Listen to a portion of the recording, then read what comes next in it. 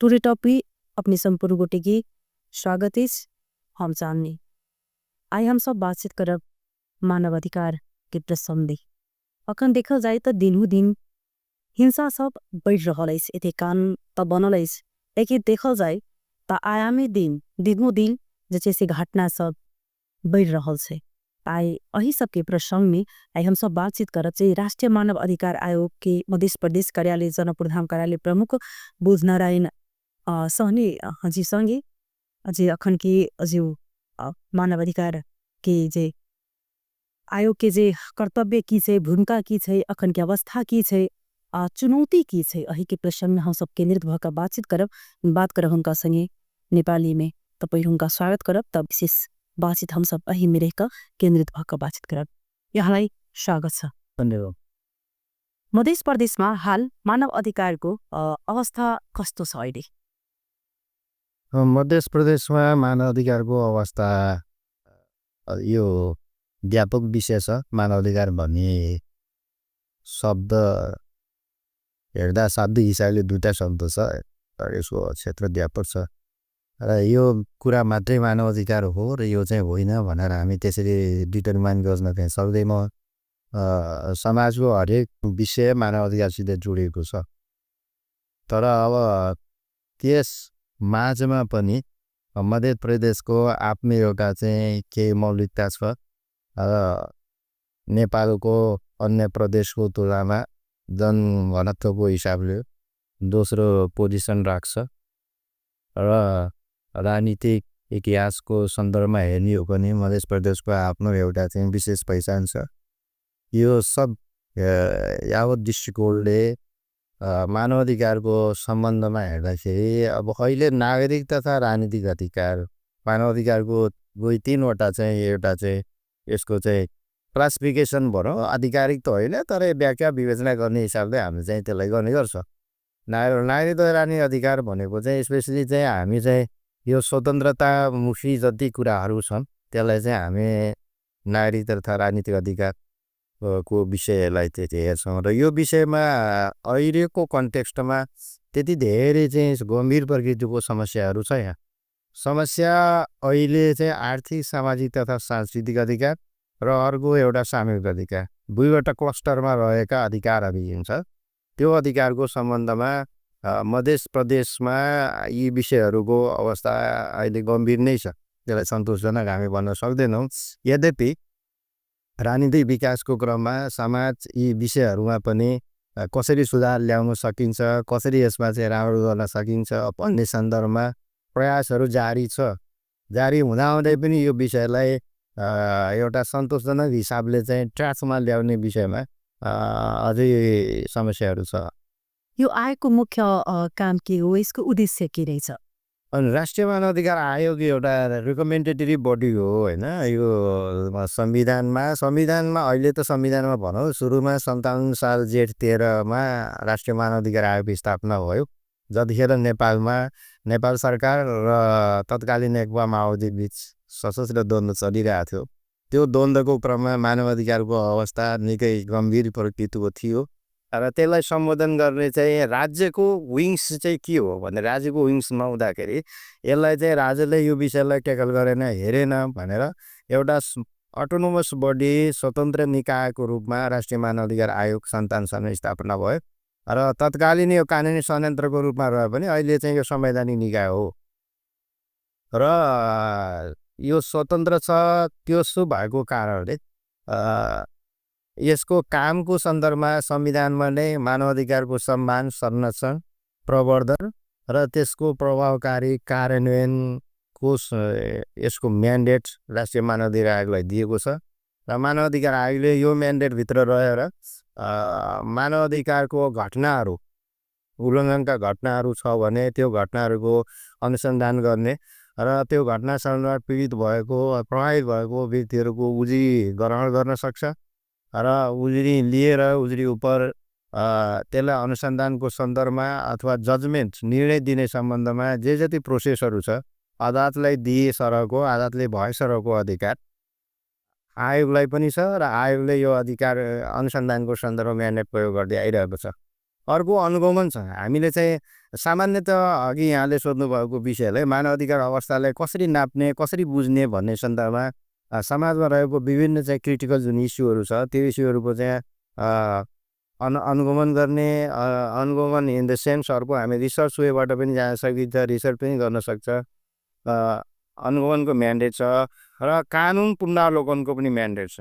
नेपालमा रहेको अहिलेको चाहे प्रदेश सरकारको कानुन होस् या स्थानीय तहको कानुन होस्, जति कानुनहरू चाहिँ त्यो राज्यको 3वटा चाहिँ तहगत सरकारहरूबाट अथवा संरचनाबाट भइरहेको छ त्यो कानुनहरू मानव अधिकार मैत्रीपूर्ण छ कि छैन, मानव अधिकारको नजरियाले चाहिँ कतिको मिलेको छ भन्ने विषयलाई त्यसलाई पुनरावलोकन गर्ने, समीक्षा गर्ने र मानव अधिकार मैत्रीपूर्ण बनाउनलाई चाहिँ सिफारिस गर्ने भन्ने पनि म्यान्डेट छ।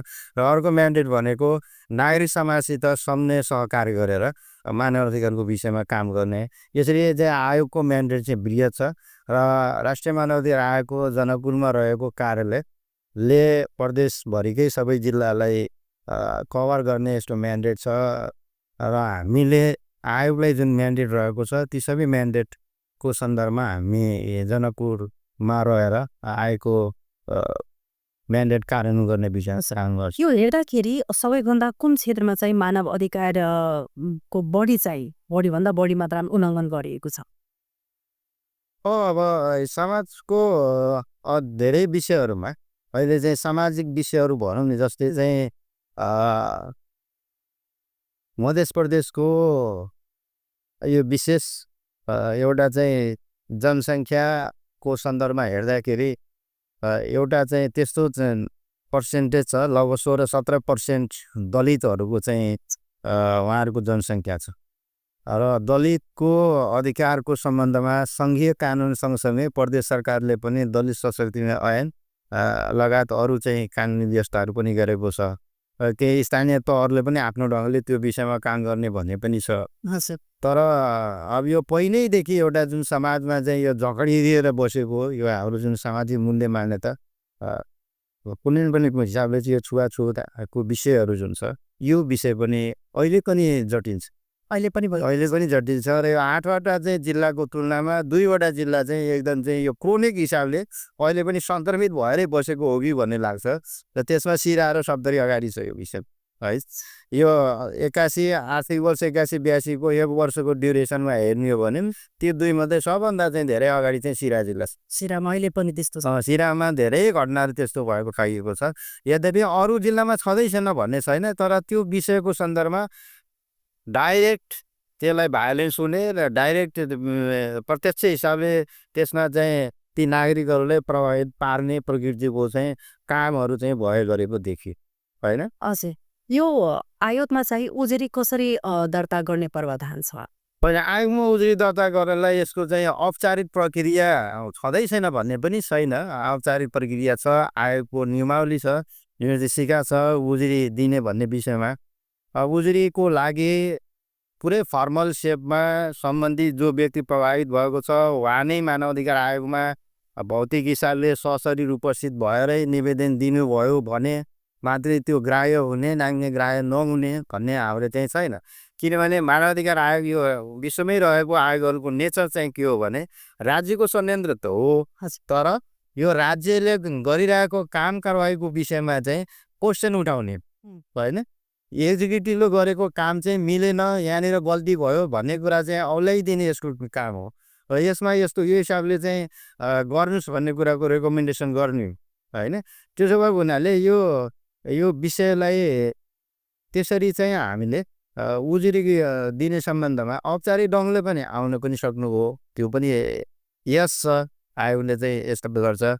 सँगसँगै यो विषयलाई चाहिँ अनौपचारिक ढङ्गले पनि अथवा चाहिँ फिजिकली सशरीर उपस्थित नभएर अहिलेको जुन टेक्नोलोजी छ, इमेल छ, फोन छ, ती हिसाबले पनि घटनाको सन्दर्भमा जानकारी आएपछि त्यो विषयलाई हामीले चाहिँ आफ्नो कारवाहीको दायरामा ल्याउने र उजुरीको प्रक्रियामा सेपमा चाहिँ लैजाने भन्ने चाहिँ हाम्रो म्यान्डेट छ। सनीजी, दलित र होइन दलित अथवा महिला जुन सँग विभेद भइरहेको छैन त्यसमा चाहिँ आयोगको के कस्तो चाहिँ कर्तव्य छ, के गर्छ त्यस्तोमा? अब दलित व्यक्तिहरूको सम्बन्धमा समाजले चाहिँ के अरे संविधानले होइन के जातीय भेदभाव तथा छुवाछुत विरुद्धको अधिकार संवैधानिक मौलिक हक खण्डमै लेखिदिएको छ। त्यसको चाहिँ हाम्रो महिला अधिकारको क्षेत्रमा हेर्ने हो भने अब महिला संविधानमा र मानव अधिकारको चाहिँ भ्यालुस मान्यता अनुसार महिला पुरुष दुइटै समान हो होइन। असमानता त कहीँ छैन। कानुनले र सबै समान हुनुपर्छ भन्ने छ, संविधानले पनि समानताको अधिकार दिएको छ। तर व्यवहारमा त्यो समानताको सिन चाहिँ हामी चाहिँ देखिरहेका छैन होइन। असमानता विभिन्न प्रकृतिको असमान छ। महिला अधिकारको सम्बन्ध अरू चाहिँ लैङ्गिक हिंसाको विषय पनि त्यस्तै छ, क्रोनिक छ। सबैभन्दा हजुर लैङ्गिक हिंसामा पनि जनाइदिनु सबैभन्दा अहिले कस्ता खालका लैङ्गिक हिंसा है लैङ्गिक हिंसाको विषयमा। अनि त्यो सँगसँगै अब अहिलेको हाम्रो मध्य प्रदेशको अन्य चाहिँ प्रदेशहरूको कम्पेरिजनलाई तुलना गरेर हेर्दाखेरि यो दहेजको चाहिँ विषय पनि त्यस्तै क्रोनिक छ। सबैभन्दा कुन जिल्लामा हेर्नुभयो बढ? अनि जिल्ला यसमा चाहिँ जिल्लागत हिसाबले भन्दा पनि अलि यो प्रोभिन्स प्रदेशको यो सबैमा चाहिँ उस्तै प्रकृतिको हो कि होइन। कहीँ किनभने कहीँ उठान हुने कहीँ उठान नहुने, तर त्यो त सबैमा भइरहेको यो होलिस्टिक रूपमा चाहिँ समग्रमा चाहिँ मध्य प्रदेशको चाहिँ यो जेनरलाइज सिनारियो होइन। अनि त्यो विषय पनि अर्को अब यसमा अझै समयको हिसाबले टेन्डेन्सीको हिसाबले हेर्ने हो भने अब महिला अधिकार अथवा चाहिँ उहाँहरूले समान लेभलमा ल्याउने भन्ने विषयमा फेरि कुनै प्रगति नभएको पनि होइन, प्रगति छ। पहिले हिजोको तुलनामा कुनै दिन शिक्षाको सन्दर्भमा स्कुलै नजाने, स्कुल पठाएको छ भने सरकारीमा चाहिँ छोरीले सरकारीमा पढाउने, छोरालाई चाहिँ बोर्डिङमा पढाउने। अनि त्यसपछि पढाउने कुरो भयो भने त्यसपछि के कोलाई पढाउने भनेपछि बिहा गर्नलाई पढाउने होइन। बिहा गर्नको लागि चाहिँ त्यो पढाएको चाहिँ योग्यता भयो भने बिहा गरेर पठाइदिने। यो भ्यालुजहरूको बिस्तारै चाहिँ ब्रेक हुने कुरा त बढिरहेको छ, यसमा सुधार त भइरहेको छ। तर अहिलेको कन्टेस्ट चाहिँ खोजेको त्यति मात्रै त होइन होइन। अहिलेको कन्टेस्ट खोजेको भने त इक्वालिटी खोजिरहेको छ, समानता छ, त्यो फ्रिडम खोजिरहेको छ। हामी किन स्वतन्त्र भएर चाहिँ भूमिका निर्वाह गर्न नहुने होइन। यो हिसाबले चाहिँ महिला अधिकारको क्षेत्रमा त्यो विषयहरू पनि त्यो जटिल एउटा समाजको क्रोनिक समस्या बन्छ। अर्को बाल अधिकारको सन्दर्भमा हेर्दा गम्भीर सिचुएसन होइन। अब डेन्सिटीको हिसाबले पनि होला, तर पपुलेसन धेरै हुनु चाहिँ नराम्रो कुरो होइन नि। त्यो त अहिले चाहिँ विश्वको चाहिँ जनसङ्ख्याको पोजिसन छ, त्यो हिसाबले हेर्दाखेरि त हामी राम्रोको विषय हो पपुलेसन हुनु। तर हामी कहीँ पपुलेसन धेरै भएकै विषय चाहिँ हाम्रो समस्याको विषय हो कि भन्ने किसिमको एउटा भाष्य निर्वाह भएको स्थिति पनि देखिन्छ। तर त्यो होइन। त्यो भनेको हामीले चाहिँ त्यो आफूले चाहिँ भइरहेको हाम्रो समाजमा जुन त्यो कल्चरको रूपमा पहिल्यैदेखि इस्टाब्लिस छ, त्यसलाई कसरी सुधार गर्ने होइन। बाल विवाहको विषय कति क्रोनिक छ है, अहिले पनि निरन्तर नै चलिरहेको छ, भइरहेको छ। कानुनले बाल विवाह निषेध गरेको छ, 20 वर्ष नपुगिकन विवाह गर्न पाइँदैन भनेको छ। तर उहाँ अब 20 वर्ष नपुगिकन पनि बिहा खुसीराजी पनि बिहा भइरहेको छ। अर्को फेरि अब यो विषय अर्को यस्तो अवस्था छ, कहिले जुन बाल विवाह भइरहेको छ त्यस्तो अवस्थामा तपाईँहरूलाई फोन आएको होला। अब त्यस्तो अवस्थामा तपाईँहरू गएर चाहिँ त्यो विवाह नहुने दिने त्यस्तो भएको छ अहिलेसम्म? अब एक टाइम चाहिँ त्यसको जानकारी हामीलाई आउँदैन। तर भइसकेपछि कुनै एउटा घटना सम्बन्धमा छ, अब बिहा सुरु भइसक्यो, अब सिन्दुर जानै हुन्छ, अब यो बिहा रोकिदिनु पर्यो भनेर फोन आउँछ। द्याट इज नट पोसिबल, त्यो सम्भव छैन होइन। अब त्यस्तो सन्दर्भमा आउने चाहिँ फोन चाहिँ त्यो पनि कुन डाइनामिक्सबाट आएको हो भन्ने पनि हेर्नुपर्छ। कहीँ अब कि त होला उहाँलाई पनि समयमा जानकारी नभएर पनि फोन आएको हुनसक्छ। तर त्यो फोन आउने बित्तिकै तत्कालै त्यो कुराहरू चाहिँ ब्रेक गर्न सकिन्छ कि सकिँदैन, सम्भावना त रहँदैन। त्यही भएर यो अलि टाइममा यो विषयहरू जानकारीमा आएदेखि त्यो विषय सन्दर्भमा भूमिका निर्वाह गर्न नसकिनु होइन, हुन्छ। तर टाइममा चाहिँ जानकारी चाहिँ आएको अवस्था चाहिँ देखिँदैन। यो जुन प्रहरीबाट हुने अधिकार उल्लङ्घनमा के कदम चाहिँ चाल्नु भएको छ? यो अलिकता चाहिँ यो शब्द चाहिँ कस्तो छ भने हामीले चाहिँ बोलचालको हिसाबले चाहिँ मानवाधिकार उल्लङ्घन भनेर चाहिँ भन्छौँ होइन। तर सबै घटना मानवाधिकार उल्लङ्घन होइन होइन। तर सबै मानवाधिकार उल्लङ्घनको घटना आपराधिक घटना चाहिँ हो। यो दुईटा टर्मिनोलोजी छ। यो मानवाधिकार उल्लङ्घन भएको विषय हो कि होइन भन्ने कुरा चाहिँ नाप्ने हेर्ने चाहिँ एउटा चाहिँ फ्याक्टर छ। अर्को यो अपराध हो। यो अपराधलाई प्रचलित कानुनले जसरी त्यसमा सम्बोधन गर्ने चाहिँ तौर तरिका विधि प्रक्रिया खडा गरेको छ त्यो त्यही लाइनबाटै सम्बोधन हुनुपर्छ। तर अब भनौँ अपराधको सन्दर्भमा कुनै व्यक्तिले कुनै व्यक्तिलाई उसलाई चाहिँ कुटपिट गर्यो अथवा चाहिँ ज्यानमा क्षति पुर्याउने कामहरू गर्यो त्यो अपराध त हो हैन। अपराध भइसक्यो कानुनले के भन्छ त्यसको जाहेरी लिनुपर्छ। जाहेरी दर्ता हुन्छ। नेपाल प्रहरीबाट अनुसन्धान हुन्छ अनि मुद्दा दर्ता हुन्छ अनि सम्मानित अदालतबाट त्यसमा न्याय सम्पादन हुन्छ होइन। भनेपछि ह्युमन राइट्स कहाँ छ त छैन भन्ने जस्तो देखिन्छ। तर त्यो जुन प्रक्रिया छ नि त्यो प्रक्रियामा अब्स्टेकल भयो कि भएन। जाहेरी दर्ता दिने उसको राइट्स छ तर जाहेरी दर्ता दिने विषयमा अब्स्टेकल भयो कि भएन होइन। त्यो अब्स्टेकल यदि हडल्सहरू क्रिएट हुने कामहरू छ भने त्यो फेरि मानवाधिकार आयोगको कन्सर्नको विषय बन्छ। जसरी अहिले सम्बन्ध हेरिरहेको छु दिन प्रतिदिन जुन यो यौन व्यवहार अथवा अन्य केसहरूको पनि चाहिँ उझिनी परिरहेको हुन्छ। हरेक दिन आइ नै रहेको छ। यस्ता कुराहरू पनि तपाईँको के भन्छ न्युजहरूमा आइ नै रहेको हुन्छ होइन। यस्तोमा कस्तो साँच्चै वास्तवमा चाहिँ यो महिला अहिले पनि यस्तो अवस्थामा चाहिँ पीडित नै भइरहेको छ। अहिले पनि महिलालाई हेर्ने दृष्टिकोण जुन हिसाबले चेन्ज हुनु पर्यो जुन अहिलेको अवस्थामा त्योमा भएको छैन कि के हेर्नुहुन्छ तपाईँको आफ्नो दृष्टि? होइन महिलाप्रतिको दृष्टिकोण चाहिँ अब हाम्रो समाज अब पितृ सत्तात्मक समाज हो भन्ने चिरमा त बिगार्दै रह्यो होइन। अनि पुरुष प्रधान भनौँ होइन पुरुषहरूको बोलबाला भएको समाज हो। अब त्यो हिसाबले चाहिँ महिलालाई त्यो फ्रिडम दिने भन्ने विषयमा अथवा त्यो फ्रिडम चाहिँ कुन कुन सन्दर्भमा के कस्तो फ्रिडम त्यसको पनि केही लिमिटेसन त सबैसित छ। पुरुषको पनि लिमिटेसन छ। महिलाहरूले पनि आफ्नो अधिकार प्रयोग गर्ने सन्दर्भमा त्यस्तो केही लिमिटेसन हुन सक्ला होइन। अब के छ कसो छैन डिटेलमै जान आउँछ कि अब तपाईँहरूसँग त्यस्तो केसहरू आउँछ कि आउँदैन कि बोल्न चाहिँदैनन् कस्तो छ?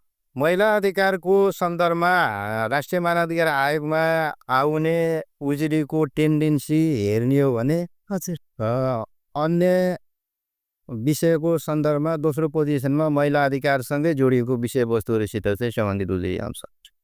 जसरी आयोगमा जसरी आयोगले सिफारिस गरेको होइन त्यसलाई सरकार चाहिँ मान्यता दिन्छ कि दिँदैन? सरकारले मान्यता नदिने त त्यसमा यस र नोको भन्ने चाहिँ पोजिसनै छैन है। के व्यवस्था छन् होइन हुन्छ नि संविधानमै मानव अधिकार आयोगले सिफारिस गर्न पाउने भनेर चाहिँ त्यसरी कन्स्टिट्युसनली र कानुनमै त्यो कुरा लेखिसकेपछि अनि आयोगको सिफारिस चाहिँ अमान्य छ भन्ने चाहिँ प्रावधान छैन। आयोगले कुनै घटनाको सन्दर्भमा गरेको अनुसन्धानमा उनले जुन सिफारिस गर्छ सिफारिस गर्नुभन्दा अगाडि निर्णय लिनुभन्दा अगाडि सम्बन्धित निकाय अथवा अधिकारीको उहाँको प्रतिक्रियाको लागि पठाउँछ। प्रतिक्रियाको टाइमलाइन छ एउटा त्यो टाइम फ्रेममा रहेर उहाँले प्रतिक्रिया दिनुपर्छ। त्यो प्रतिक्रिया आइसकेपछि उहाँको प्रतिक्रियाको बेहोरा के छ कुन हिसाबको छ त्यो उहाँको प्रतिक्रियाले निर्णयमा कुन किसिमको प्रभाव पार्न सक्नेछ असर पक्ष त्यो विषयलाई हेरेर आयोगले निर्णय गर्छ। निर्णय गरिसकेपछि त्यो विषय मान्य अमान्यको भन्ने चाहिँ हुँदैन। त्यो मान्य चाहिँ हुन्छ नै। समस्या के हो भन्दाखेरि आयोगले गरेको सिफारिस चाहिँ कार्यान्वयनको अवस्था चाहिँ कुन लेभलमा छ त्यो चाहिँ अहिले पनि हाम्रोलाई एउटा चाहिँ चुनौतीको विषय छ। मानव अधिकार आयोगले यो विषयमा नेपाल सरकार र आयोगले चाहिँ सम्पर्क गर्ने सम्पर्क बिन्दु भनेको प्रधानमन्त्री तथा मन्त्री परिषदको कार्यालय हो। त्यो कार्यालय मार्फत यो विषयलाई आयोगको सिफारिसलाई कार्यान्वयन गर्ने विषयमा यसलाई चाहिँ कसरी सहज बनाउने भन्ने विषयमा समन्वय सहकारी गरिरहेको छ। बेला बेलामा सरकारलाई यो विषयमा ध्यान आकर्षण गराउने काम पनि गरिरहेको छ। तर यसको चाहिँ इफेक्टिभ वे चाहिँ के हो मेकानिजम के हो कसरी चाहिँ प्रभावकारी ढङ्गले काम गर्न सकिन्छ। आयोगको सिफारिसमा दुईवटा विषय चाहिँ सिफारिसमा जोडेर गएको छ। एउटा जो व्यक्ति प्रभावित भएको छ उसलाई चाहिँ क्षतिपूर्ति देशमा चाहिँ हकमा बोलेको हुन्छ र यदि त्यो घटनामा कुनै सम्बन्धित अधिकारी कर्मचारी त्यसमा दोषी प्रमाणित भएको छ भने उसलाई चाहिँ कानुनको कारवाहीको सन्दर्भमा पुगेको हुन्छ। अब क्षतिपूर्तिको सम्बन्धमा चाहिँ लगभग 40% जति चाहिँ कार्यान्वयन भएको स्थिति छ। तर अब कारवाहीको विषयमा त्यो विषय चाहिँ अहिले पनि च्यालेन्जको विषय चाहिँ छ। भएको छ। जसरी यो आयोगको र जिल्ला प्रहरीबाट कस्ता समन्वय हुन्छन्? कुनै पीडित आउँदाखेरि कसरी समन्वय तपाईँहरू गर्नुहुनेछ? अनि अब आएको अब हाम्रो जनकपुर कार्यालय र जिल्ला प्रहरी मात्रै भन्दा पनि अब मध्य प्रदेश प्रहरी कार्यालय पनि प्रदेशलाई हेर्ने गरी चाहिँ कार्यालय पनि छ। सँगसँगै अब अरू पनि प्रहरीका कार्यालयहरू छन् होइन। मानव अधिकार आयोगले हाम्रो चाहिँ कन्सर्न चाहिँ हामी सबै विषयमा अब जुन विषय हामीसित चाहिँ प्रश्नको रूपमा आउँछ अथवा चाहिँ निवेदन मार्फत उजुरी मार्फत त्यो विषयमा जुन उजुरी मार्फत आउँछ त्यसलाई उजुरीकै प्रोसेसबाटै हामीले चाहिँ उहाँहरूसित चाहिँ पत्रचार गर्ने, जानकारी लिने र अन्य आदेश दिने, निर्देशन दिने त्यो काम कुराहरू हामी त्यो ढङ्गबाट गर्छौँ। र केही कुराहरू कस्तो हुन्छ भने यो कोर्डिनेसन गर्दा सम्झने सहकार गर्दाखेरि अन्य प्रक्रियाभन्दा सम्झने सहकारको प्रक्रियाबाट अलिकता चाँडै निकास हुने स्थिति पनि हुन्छ। त्यो सन्दर्भमा हामी सम्झने सहकारको हिसाबले उहाँहरूसित चाहिँ नियमित रूपमा चाहिँ बैठक बस्ने, त्यस्तो विषयहरूको सम्बन्धमा चाहिँ यो के हो कसो भन्ने विषय आन्तरिक समीक्षा गर्ने र यो ढङ्गबाट अगाडि बढ्ने भन्ने लाइनबाट हामी अझै सल्लाह सुझाव पनि दिइरहन्छौँ। उहाँहरूसित पनि यदि आयोगले गरेको कामको विषयमा चित्त नबुझिरहेको केही कुराहरू छ भने त्यो विषय पनि हामी चाहिँ उहाँहरूसित लिन्छौँ। सुधार गर्नुपर्ने भन्ने विषयहरू छ भने त्यसमा हामी चाहिँ त्यो हिसाबले चाहिँ त्यसलाई चाहिँ यो आयोगमा पुग्न नागरिकलाई सजिलो छ? आयोगमा नागरिकको पहुँच सजिलो बनाउनलाई राष्ट्रिय मानव अधिकार आयोगले जनकपुरमा 2062 सालमै कार्यालय स्थापना गरेको। अब यहाँ कार्य हुँदा चाहिँ सजिलो भइहाल्यो त भन्ने कुरो पनि हुन्छ। फेरि अब सजिलो इन द सेन्स कार्यालय भएको यहीँ कार्यालय भएको नाताले यहीँ पनि सम्पर्क गर्ने पाइयो, त्यो हिसाबले सजिलो नै भयो। तर हामीले खोजेको सजिलो भनेको सम्बन्धित व्यक्ति वा जसलाई चाहिँ आयोगसित सेवा लिनुपर्ने चाहिँ आवश्यकता महसुस भएको छ उहाँहरूलाई यो विषयको चाहिँ सच जानकारी सकी छ होइन। अनि जानकारी छैन भने पनि के कुन हिसाबले चाहिँ जाने नजाने भन्ने विषयमा यो सूचनाको ग्याप चाहिँ छ होइन। त्यो सूचनाको ग्याप भएको कारणले यो सहज हिसाबले उहाँहरूको पहुँच छ भनेर भनिहाल्ने स्थिति छैन। यो विषयलाई अझै सहजीकरण गर्न जरुरी छ। जसरी यति अहिले चाहिँ नागरिकको चाहिँ सहुलियतको लागि अथवा भनौँ यति तेस्रो संस्थाहरू खुल्ला छ होइन। तर तपनि जुन दिनहुदिन एउटा चाहिँ मानवसँग चाहिँ जुन उल्लङ्घन खालको चाहिँ गतिविधि भइ नै रहेछ होइन। कतै न कतै गएर चाहिँ मानव अधिकारको चाहिँ उल्लङ्घन पनि भइरहेछ। त्यसपछि मानव अधिकार आयोग जुन छ तपाईँहरूको संस्थामा कति योभन्दा पहिला पनि कति गुनासो आएको थियो, हामी न्याय पाएकै छैन, हाम्रो कुरै सुनिदिनु हुन्न, त्यस्तो खालको पनि कुरा आउँछन्। कतिलाई यहाँले चाहिँ समन्वय त्यो गरेर पठाउनुहुन्छ, कतिलाई न्याय दिलाएर चाहिँ पठाउनुहुन्छ? अनि यो ट्याक्कै यतिलाई चाहिँ गरिएको भनेर चाहिँ त्यसको एक्ज्याक्ट चाहिँ तथ्याङ्कमा त भन्न त गाह्रो छ। तर केही चाहिँ उदाहरणीय त्यसलाई चाहिँ बेस्ट प्र्याक्टिसको रूपमा भन्न सकिन्छ अथवा चाहिँ उहाँहरूको चाहिँ समस्या चाहिँ समयमा सम्बोधन भयो भनेर पनि भन्न सकिन्छ। यो अघि हामी लैङ्गिक हिंसा अथवा चाहिँ विवाहको कुरा गरेका थियौँ होइन। अब म जिल्ला र उहाँको ठेगाना चाहिँ म भन्दिनँ है, टेन्डेन्सीको हिसाब होइन।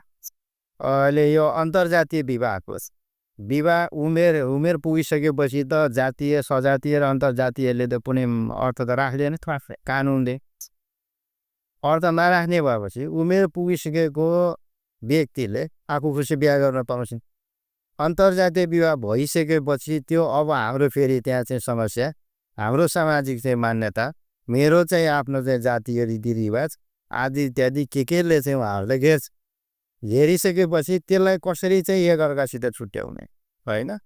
छुट्याउने मात्रै होइन, कहीँ त छुट्याउने मात्रै छ, कहीँ त यो यिनीहरू छुट्टिँदैन भने दुईमध्ये एकलाई कसरी सकाइदिने भन्ने किसिमको त्यस्तो पनि भएको त्यो टेन्डेन्सी देखिएका घटनाहरू पनि छ होइन। तर अब यो गत आर्थिक वर्षमा हामीले यो टेन्डेन्सीको रूपमा चाहिँ एकजना दलित नानी उमेर पुगिसकेको होइन, नन दलित नानी र दलित केटा बिहा भयो, बिहा भइसकेको कुरा अब त्यो छोरीको घर परिवारलाई उसको चाहिँ अमान्य भयो, अमान्य भएपछि त्यसलाई कसरी डिस्ट्र्याक्ट गर्ने भन्ने विषयमा घरमा बन्धक बनाएर राखेको भन्ने सूचना हामीलाई आइसकेपछि त्यो विषयमा हामी प्रहरीलाई चाहिँ त्यो विषयमा चाहिँ पत्रचार गऱ्यौँ। यो नानीलाई चाहिँ फल्ना नामको नानीलाई आयोगमा हाजिर गराउनुहोस् भनेर हामी पत्रचार गऱ्यौँ।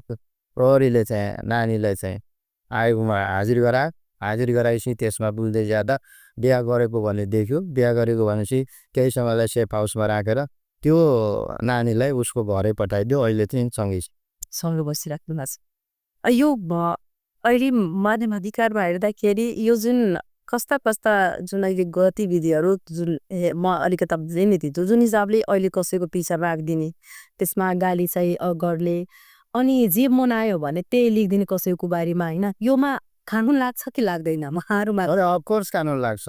मानव अधिकारको चाहिँ पहिलो चाहिँ भ्यालुज मान्यता के हो भने कसैले कसैको अभिव्यक्तिको स्वतन्त्रता छ।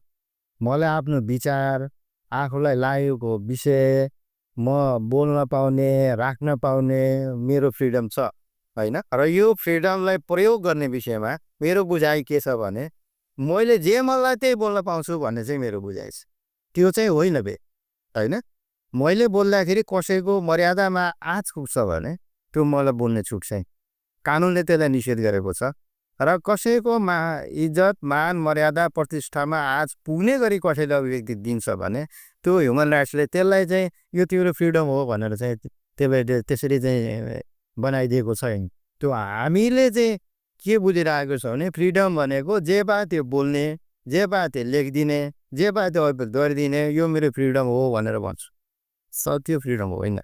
फ्रिडम मैले चाहिँ बोलेको कुराले कसैको चाहिँ मान मर्यादामा चाहिँ आँट पुग्ने काम हुँदैन। र मानव अधिकारको परिभाषामा पनि यो कुरा चाहिँ समेटेको छ, कन्स्टिट्युसनले पनि भनेको छ होइन। यो विषयलाई ख्याल गरेर बोल्नुपर्छ, लेख्नुपर्छ। अभिव्यक्त गर्ने कुरा बोलीले पनि हुन्छ, कलमले पनि हुन्छ, सङ्केतले पनि हुन्छ होइन। अहिलेको विभिन्न चाहिँ सामाजिक मिडियाहरू छ होइन, सोसल मिडियाहरू, त्यो मार्फत पनि हुन्छ। अब त्यहाँ लेखिसकेपछि सोसल मिडिया भरिसकेपछि लेखिसकेपछि म कारवाहीको दायरामा पर्दिनँ भन्ने मान्यता राखेको त सुख पाइन्छ र भन्ने पाइँदैन नि। तपाईँ जुनसुकै तरिकाले त्यो अरूलाई चाहिँ उसको मर्यादामा ठेस पुग्ने गरी चाहिँ अभिव्यक्ति दिनुहोस्, त्यो कानुनी चाहिँ अनुसन्धानको दायरामा चाहिँ पर्छ।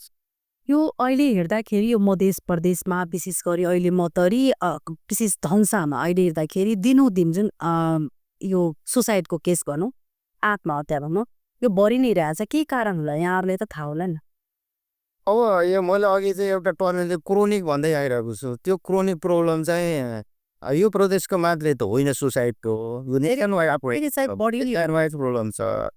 र यो सायद चाहिँ कुनै दिन हामी कोभिड-19को चाहिँ त्यो महामारी झेल्दाखेरि त्यसमा भएको डेथको चाहिँ डाटा राख्ने हो एकतिर, र अर्कोतिर चाहिँ सुसाइडको डाटा राख्ने हो भने सम्भवतः मलाई लाग्छ सुसाइडको डाटा चाहिँ धेरै होइन। अब कानुनले के भन्छन्, आफ्नै कारणले आफ्नो ज्यान गएको छ भने त्यसमा कसैले जिम्मेवारी बनाउन पाइँदैन होइन।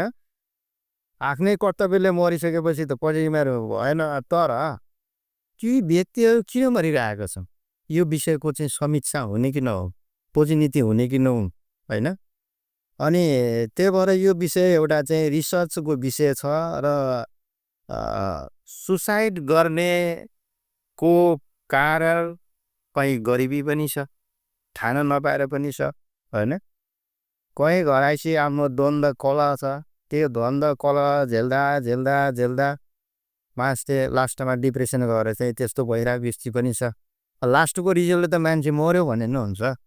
मान्छे मरेको भन्ने मात्रै विषयलाई हेर्दाखेरि त केही पनि छैन। तर त्यो ग्राउन्डमा जुन त्यत्रो धेरै कुराहरू चाहिँ रन गरेको छ त्यसलाई हामी कसरी चाहिँ ट्याकल गर्नु त्यो विषयहरूमा चाहिँ अझै त्यसलाई सम्बोधन हुने गरी चाहिँ काम हुनुपर्छ भन्ने सिरिज यो अहिलेको डेटमा हेर्दाखेरि यो घरेलु हिंसाहरू कति गइरहेछ घरेलु हिंसा कम भएको छ कि बढी नै त्यो घरेलु हिंसा त कम हुने त चान्सै छैन घरेलु हिंसाको डिफिनिसन गर्नु पर्दाखेरि अब महिलासित मात्रै त होइन पुरुषसित पनि डिबेटमा आइहाल्छ होइन तर औसतमा को त औसतमा हेर्दाखेरि धेरै प्रभावित हुने त महिलाहरू हुनुहुन्छ होइन अब यो विषयलाई सम्बोधन गर्ने मेकानिजम छैन भन्ने त छैन मेकानिजम छ नेपाल प्रहरीभित्र यो विषयलाई चाहिँ सम्बोधन गर्नलाई चाहिँ सेवा केन्द्रै खडा छ गरिएको छ धेरै प्रहरी कर्मचारीहरू त्यसमा चाहिँ काम गर्नुहुन्छ तथापि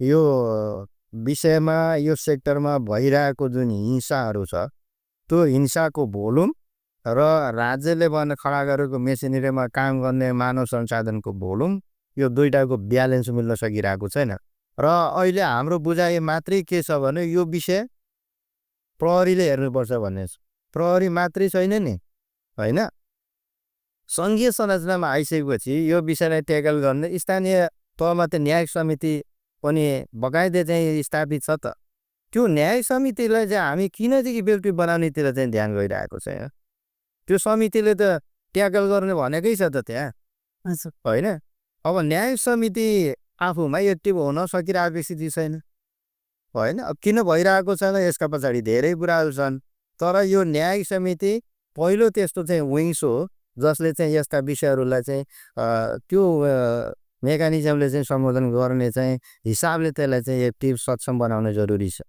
होइन यहाँहरूको चुनौती गृहले चाहिँ विशेष गरेर कस्ता छन् अब यो के मानव अधिकार आयोग मानव अधिकार आयोगको चुनौतीहरू यस्तो त यहाँ विशेष चुनौती छ तर चुनौती कस्तो छ अब आयोगले चाहिँ आयोगको चुनौती अब हामी सबै जिल्लामा हाम्रो कार्यालय त छैन र सबै घटना सन्दर्भमा हामी पुग्न पनि त्यति सहज छैन होइन आयोगको चुनौती आन्तरिक चुनौतीहरू आफ्नो छ होइन कर्मचारीको चाहिँ सन्दर्भको कुराहरू होला भौतिक साधनको कुराहरू होला आन्तरिक चाहिँ अन्य चाहिँ कार्य व्यवस्थापनलाई पछाडि प्रभावकारी बनाउने भन्ने सन्दर्भको कुराहरू होला तर त्यो सँगसँगै बाह्य चुनौतीको सन्दर्भमा होइन अब आन्तरिक चुनौतीलाई सम्बोधन गर्न त त्यति धेरै टाइम नलाग्ला तर बाह्य हिसाबले चाहिँ मानव अधिकारको विषयमा काम गर्ने भन्ने सम्बन्धमा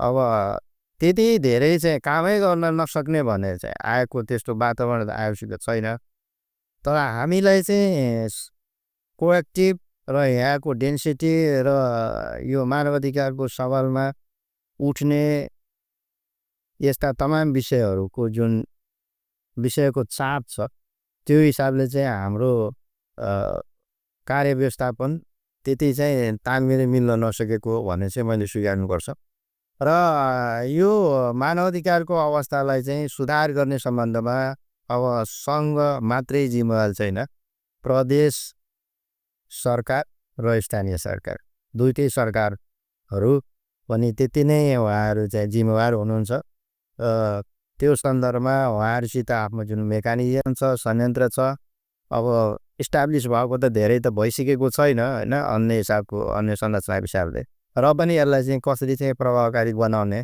भन्ने लाइनबाट दुईटै तह चाहिँ गम्भीर हुन चाहिँ जरुरी छ यो भविष्यमा चाहिँ यो आयोगमा जुन अहिले तपाईँ भन्नुभयो त्यो हिसाबले अलिकता त्रुटिहरू जुन छ जुन व्यवस्थापन गर्न सकेको छैन त्यसमा के भन्छ आगामी दिनमा चाहिँ कस्तो योजना चाहिँ सुधार गर्ने खालको अनि राष्ट्रिय मानव अधिकार आयोगले हाम्रो चाहिँ नेपालको मानव अधिकार आयोगको सन्दर्भमा कुरा गर्दाखेरि अब एउटा मैले सेयर गर्न मन लाग्यो यो विश्वमै धेरै सबै देशले त होइन धेरै देशले कहीँ राष्ट्रिय मानव अधिकार आयोग भन्ने छ कहीँ मानव अधिकार समिति भन्ने छ कहीँ अम्बुड्सम्यान भन्ने छ यो नाम जे जस्तो दियो भने त्यो देशको मानव अधिकारको विषयलाई हेर्नको लागि राष्ट्रिय मानव अधिकार संस्था भनेर चाहिँ खडा गरेको छ होइन एनएचआरआई भन्छ र यसलाई यो विश्वमा जति चाहिँ देशहरूले यो स्थापित गरेको छ यिनीहरूले चाहिँ कति कुन हिसाबले चाहिँ कान बोल्न सकेको छ, सक्षम छ कि छैन, आफ्नो कम्पिटेन्सी चाहिँ देखाउन सकेको छ कि छैन भन्ने कुरालाई यसले चाहिँ प्रत्येक लगभग चाहिँ 4 वर्ष 5 वर्षको ड्युरेसनमा चाहिँ समीक्षा हुन्छ। र नेपालको मानव अधिकार आयोग पहिलेसम्म हाम्रो चाहिँ सौभाग्य र नेपाल सरकारले समेत यो विषयलाई UN 4 मा राखेर यसलाई चाहिँ आफ्नो गर्वको साथ प्रस्तुत पनि गर्छ। यो अहिलेसम्म हामी चाहिँ 1 नम्बरको चाहिँ मानव अधिकार आयोग हो हैन। र हामीसित आयोगलाई रहेको जुन म्यान्डेट छ त्यो म्यान्डेट प्रयोग गर्ने मामिलामा त्यस्तो असक्षमता अथवा चाहिँ कमी कमजोरी चाहिँ आएको छैन, गर्दै आइरहेको छ। र पनि हाम्रो समाजमा देखिएको जुन विषयवस्तुहरू छ त्यसलाई कसरी सहज बनाएर जान सकिन्छ, जसको अधिकार छ त्यो अधिकार उपभोग गर्ने विषयमा सहज वातावरण निर्माण गर्ने सम्बन्धमा यो चौतर्फी चाहिँ जुन मेकानिजमहरू छ तिनीहरूसित तालमेल मिलाउने भन्ने विषयमा अझै पनि धेरै कामहरू गर्न बाँकी छ। के भन्न चाहनुहुन्छ तपाईँ जुन पब्लिकहरूको लागि, जुन मान्छे अधिकार खोजी नचाहिरहेको छ, जुन पीडित छ त्यो न्याय पाउन चाहिरहेको छ तर तपाईँहरूसम्म चाहिँ पुग्न सकिरहेको छैन, त्यसको लागि तपाईँ के भन्न चाहनुहुन्छ आवाज दिनेहरूको लागि? होइन, अफकोर्स अब यो राष्ट्रिय मानवाधिकार आयोगको विषयमा अब सबै व्यक्तिलाई व्यक्तिगत तवरले त जानकारी नहुन सक्छ, त्यो हामीले चाहिँ सामान्यतया अनुमान गर्नै पर्छ। तर धेरै विषयवस्तु जानकारी हुँदैन, तर समस्यामा परिसकेको व्यक्तिले अथवा नेपाली नागरिकले यो विषय चाहिँ सम्बोधन गर्नको लागि कहाँ जाने भन्ने विषयमा उहाँले चाहिँ एउटा चाहिँ त्यसको चाहिँ समाधानको उपाय आफै गाउँठाउँमा खोज्नुहुन्छ, कोही सम्पर्कहरूमा बस्नुहुन्छ। मैले राष्ट्रिय मानवाधिकार आयोगसित सेवा लिने भन्ने विषयमा उहाँहरूसित चाहिँ अनुरोध र एउटा टेन्डेन्सी के देखिएको छ भने यो प्रदेशको समस्या चाहिँ यो प्रदेशको नागरिकको छ, तर धेरै उजुरी चाहिँ पहिलो चाहिँ गएर ठोकिन्छ कहाँ भन्यो भने केन्द्रीय कार्यालयमा गएर उहाँहरू उजुरी दिन जानुहुन्छ केन्द्रीय कार्यालयमा, काठमाडौँ हरिहर भवनमा। अब त्यहाँबाट त्यो विषय चाहिँ फरवर्ड भएर हामीसित आउँछ। हामीले लागेको चाहिँ त्यो विषय त सिधै यहीँतिर सकिन्थ्यो नि, किन चाहिँ केन्द्रीय कार्यालयमा जाने भनेपछि त जाँदाको कस्ट लाग्यो, अरू के खर्च भयो, ती सबै विषयहरू बेफजुल खर्च। त्यहाँ आयोगले यो बेफजुल खर्च नहोस् भन्नकै लागि चाहिँ प्रक्रिया के सहज के बनाइदिएको छ भने उहाँले आफ्नो विषय फोन गरेर पनि आयोगमा चाहिँ लज गराउन सक्नुहुन्छ, उजुरी पनि दिन सक्नुहुन्छ। उजुरीको चाहिँ फर्मेट छ, तर त्यो फर्मेटमा त्यो ढाँचामा विषयवस्तुहरू आएन भनेर आयोगले कामै नगर्ने भन्ने चाहिँ हाम्रो पक्ष छैन। आइसकेपछि त्यसमा काम पनि गर्ने र त्यो सेपमा पनि ल्याउने, हाम्रो दुइटै काम गर्छौँ। त्यही भएर मेरो पब्लिकली सार्वजनिक हिसाबले चाहिँ सबैसित चाहिँ मेरो अनुरोध के हो भने मानवाधिकार आयोगको मध्य प्रदेशको हकमा जुन कार्यालय छ, राष्ट्रिय मानवाधिकार आयोग मध्य प्रदेश कार्यालय, त्यो कार्यालयको सम्पर्क नम्बरहरू छ, इमेल छ, वेबसाइटमा गएर पनि यो आयोगको चाहिँ सम्पर्कको नम्बरहरू त्यहाँबाट पनि प्राप्त गर्न सकिन्छ। फोन गर्ने पैसा छैन भने अन्य हिसाबले चाहिँ पनि त्यो विषयहरू चाहिँ आयोगमा चाहिँ जानकारी गराउन सकिन्छ। म सबैलाई उहाँहरूको आफ्नो विषयमा अब सबै विषयमा आयोगको भूमिका रहन पनि सक्छ, नरहन पनि सक्छ, तर हामीले यो विषयमा हाम्रो भूमिका छैन भनेर जहाँ छैन त्यहाँनिर हामीले भन्नुपर्ने हुन्छ, त्यो हामी भन्छौँ पनि। र छैन भने त्यसको चाहिँ उपाय के हो, कहाँतिर जाने हो त, त्यो उहाँको विषयलाई हेरिदिने चाहिँ कार्यालय निकाय कुन हो, त्यो कार्यालयमा जानुहोस् भनेर पनि हामी सुझाव दिन्छौँ। त्यसो हुनाले यो विषय मानवाधिकार आयोगले हेर्ने हो कि होइन भन्ने विषय कुराको हिचकिचाहट नलिकन आफ्नो विषयलाई मानवाधिकार आयोगमा जानकारी गराउनलाई म सबैसित चाहिँ लगभग यो मेरो सार्वजनिक अपिलै म गर्न चाहन्छु होइन। र त्यस उप चाहिँ हामीले आफ्नो चाहिँ कारबाही प्रक्रिया चाहिँ सम्भवतः सकेसम्म यथाशक्य चाँडो नै गर्छौँ। हस्, धेरै धेरै धन्यवाद। धन्यवाद। हिनकासँग हम सब बातचीत केलौँ, उहाँलाई चाहिँ यति महत्त्वपूर्ण जानकारी दिने, त्यसैले त्यसो धन्यवाद दे। कार्यक्रम से हम विदा ले, नमस्कार।